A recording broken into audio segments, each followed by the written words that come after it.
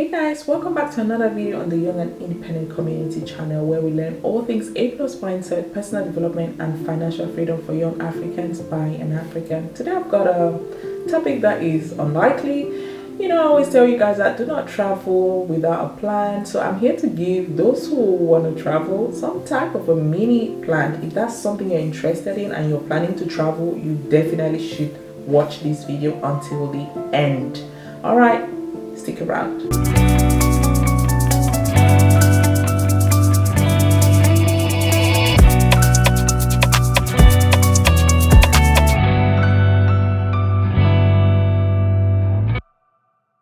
Hey guys, hope you're doing very well. If you're new to me, my name is Sylvie, and if you're returning, thank you so much for coming back. So today I want to give you 5 things that you should know, 5 travel tips for any black person who is listening to me right now, who is planning to travel. Okay, now a lot of us want to travel, but we don't have a full sense of what awaits us on the other side. If you're like me, who hasn't been to Europe before, who hadn't been to Europe before, my first time to Europe, or hadn't left her country for the first time, let's forget about Europe. Let's start from Africa. When I first traveled out of Cameroon was when I went to another African country, which I'm going to tell you about in a minute. And so let's just go into the first tip. The first tip is to research the local culture of the country that you're traveling to. Do not pack your bags and just go off to any country without finding out what is acceptable and what isn't acceptable in that country. So when I was leaving Cameroon for the first time to actually move out and go live in another country, I mean, I traveled before, but it was like 2 weeks vacation and back. But I was traveling to go and live in another country. I did my research, and I was like, okay, Egypt is a Muslim country, so if I'm going there eventually, I have to be all covered. So I landed at the airport with my galabia. I literally was like Hajjah, and I was like, okay, yeah, this is culturally good. Like, these are Muslim people. I shouldn't expose my body. Even my arms should not be seen. And guys, guess what? When I went out the next day to the shopping mall to do some shopping, because I actually went to live in Egypt to study MBA at the German University in Cairo.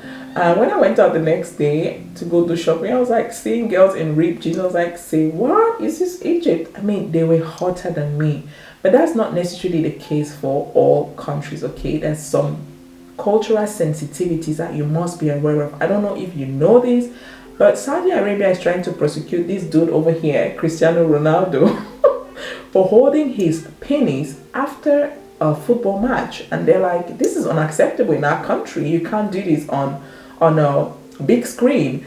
And this guy, I'm sure that he was just doing it naturally, but in that country it's unacceptable. And if he had done his research, he would probably have known that such an action is prosecutable. So if you're going to a country like Saudi Arabia, maybe Egyptians are hot and they've got ripped jeans, but Saudi Arabia will not accept it. So whenever you go to Saudi Arabia, guys, remember not to do what Cristiano Ronaldo has done, because that dude has got a lot of money. He can fight with them, but you, my friend, you'll be thrown into prison and forgotten. So that's the first tip, okay? Research the culture in that country that you're going to. Tip number 2 is to pack with intention. Listen, when I was coming to the UK for the first time, oh my god, I brought all my colorful clothes from Cameroon. I love colors. You can see that I love colors. This is pink, green, yellow, everything. I wear them all confidently. You see my skin? I'm dark skin. If I don't wear color, how would you know that I'm even here? I'm sure that you can see my silhouette, but you can see my outfit very well.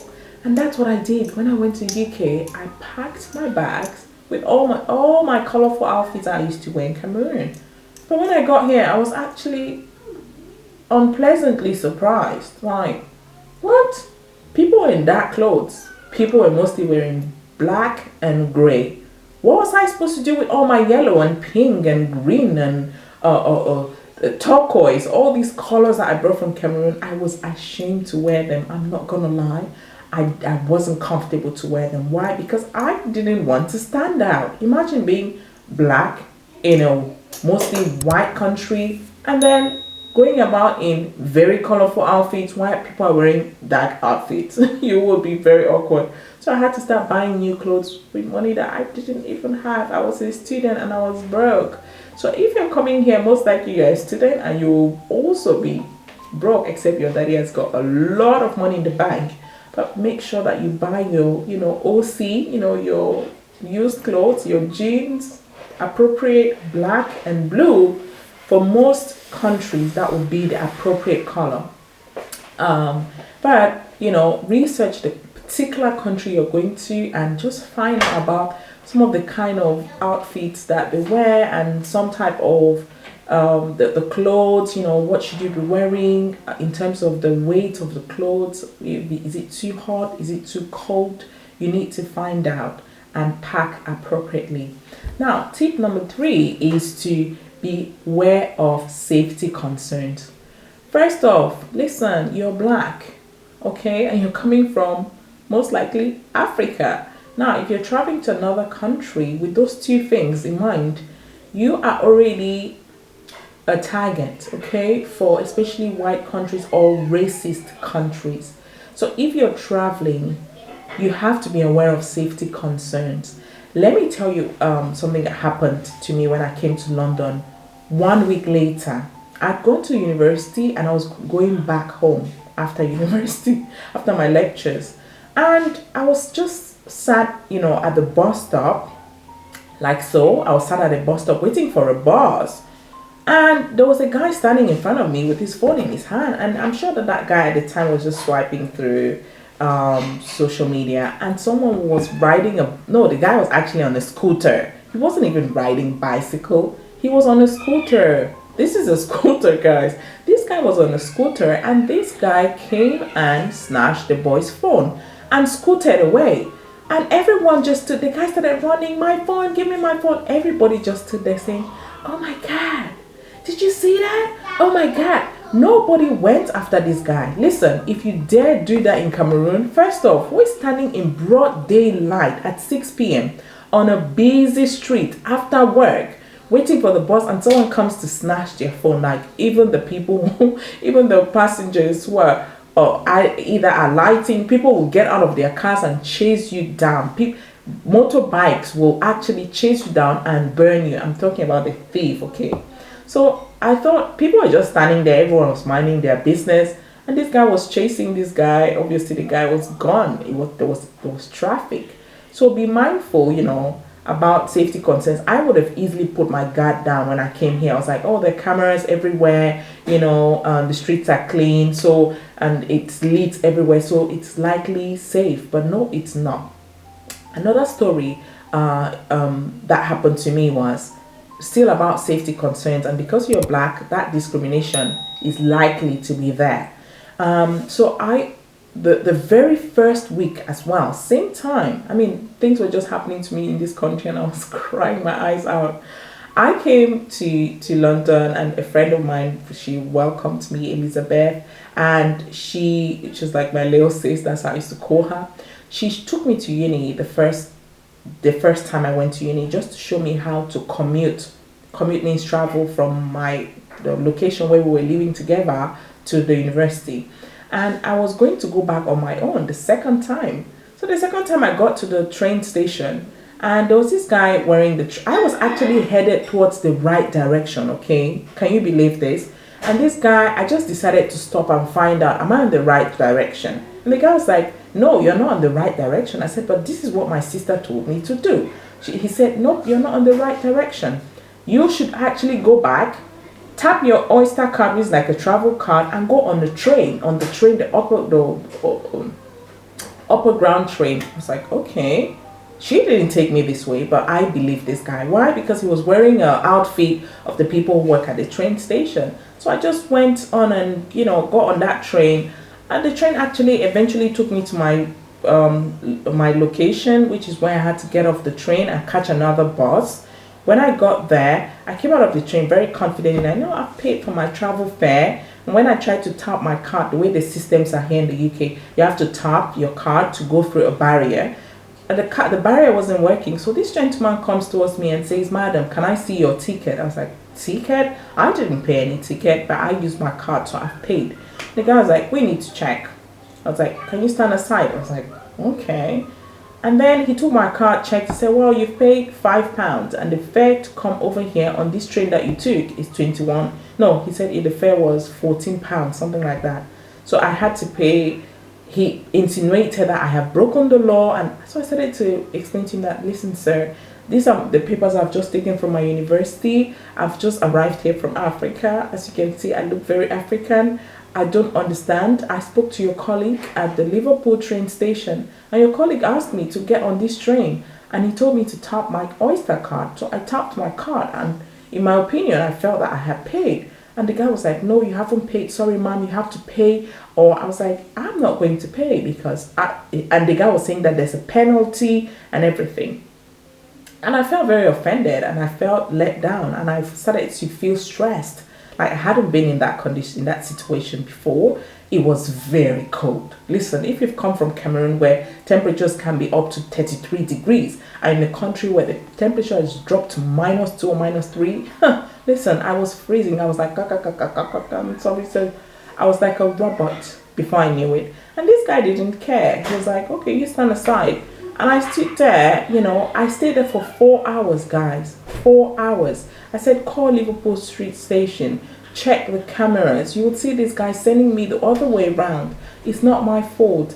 I've done what I need to do. But these guys kept me there. And guess what? To cut the long story short, I started getting letters from the post that I was going to be prosecuted and taken to prison. I've just come here and left my baby back home.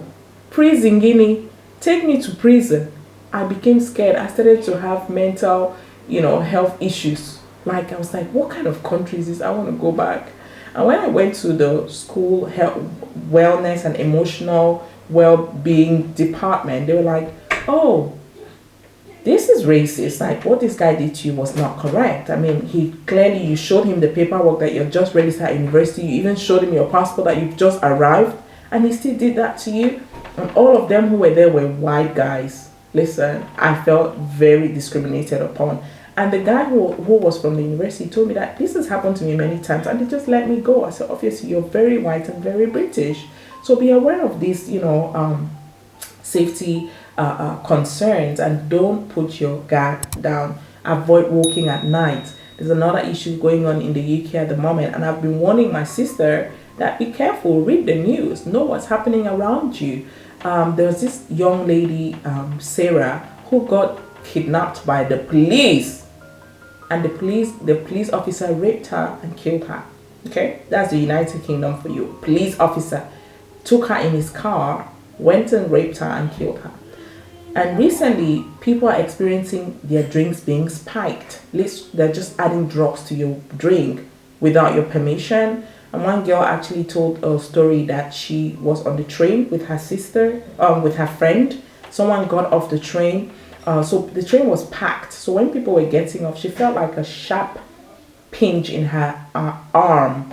And she didn't think anything of it. But hours later, she woke up in a hospital, and she was like, what has happened to me? And she found out that she had fainted on the train, and she had been rushed to hospital. And when they looked at her arm, it was sore, and she's like, I felt a pinch on my arm. So someone had actually put a needle, injected her with drugs in her arm without her permission. So those are safety concerns that you should be aware of, and do your research before you go to any country.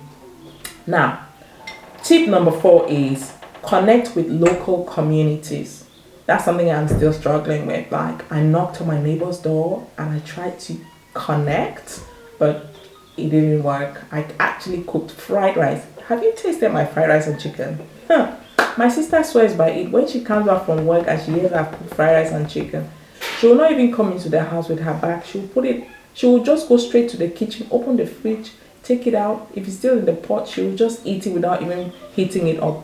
But if it's in the fridge, she will pop it into the microwave immediately and start eating. She will not even come and say hello to her big sister or the cook of the food. So that's how good my fried rice is. I made a big bowl of it. I fried chicken. I bought a bottle of expensive wine. And when I knocked on my neighbor's door and said, hi, my name is Sylvie. How are you doing? I started to make the whole British accent thing. Well, it's unusual for me to be with my neighbors without knowing who they are or without talking to them. That's why I brought this piece offering. I mean, it's December and Christ is born, so I'm here to share this with you and your family. She's like, okay, my name is Susan. Well, thank you. Then she took it and she was like, Merry Christmas, bye bye. I was like, that's awkward. So be ready, guys. Be ready to experience such awkwardness, especially coming from Africa where everyone is, hello, neighbor. Is your mother in? Is your father gone out? That doesn't exist here. Be ready to have neighbors who don't even want to see your face. They'll take your food, eat it, bring your empty bowl to you, which is what happened to me. But they still don't talk to me. When I see them and I try to wave at them, they just turn their face to the other side. So be ready. Anyway, I'm not discouraging you. You can join community events, and try to learn the culture. Those who warm up to you will warm up to you, and those who don't will not. I've made a very good friend at my son's school now. She's Chinese, and that's okay because we are both strangers here, and we're going to be meeting to eat some salmon. Yay, I'm excited. So you want to attend some cultural activities in order to blend into the community. That's tip number 4. Tip number 5, which is the last tip, is to share your experience. Listen, there's money to be made in this one. For me, this is the most important tip, and I've been pulling my sister's ear. I've not touched her ear. It's not the African style. I don't want to be in trouble in this country. I've not actually held her ear and pulled it, but I've just pulled her ear in my mind. That share your experiences and be known, put yourself out there in a good way. I'm not asking you to open your shirt and show your boob to people. No, just share your experiences. That's a tip. Because coming from Africa, there are many people who would like to see what you're up to. I'm not saying that you should come and put your life on social media. No, share the things that will add value to other people's lives. Like some of the things I'm gisting you about. These are things that will help you if it's your first time here in the UK. Okay, so whatever country you go to, share your experiences. This young girl here, my younger sister, she's a badass. When she came to this country, I wasn't even here, but she was able to cope. She was able to map out her transport routes. She was able to sort out her accommodation. She was able to find jobs. Like, she's never lacked work in this country. I've told her, share this with other young Africans coming from Africa. Young black people coming from Africa into this country for the first time who don't even know where to start to look for work. Share this information with them. It will bless their lives and you'll be blessed in return. Because if people are watching your videos, you're getting views now, you're getting subscribers, and you might get paid.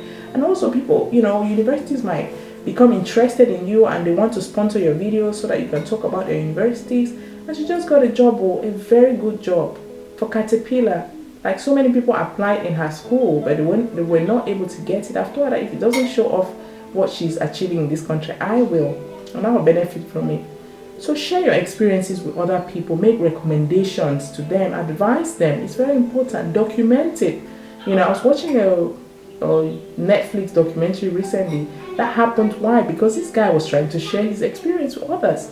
He literally was caught up in a lockdown in Costa Rica with a girl that he had literally just met online, and this guy ended up documenting everything, and he just made a random post on social media and said, I'm stuck in this place for the past 28 days with this girl called Tani. And newspapers picked it up, they started writing to them, he started doing interviews, and boom, now he's on Netflix.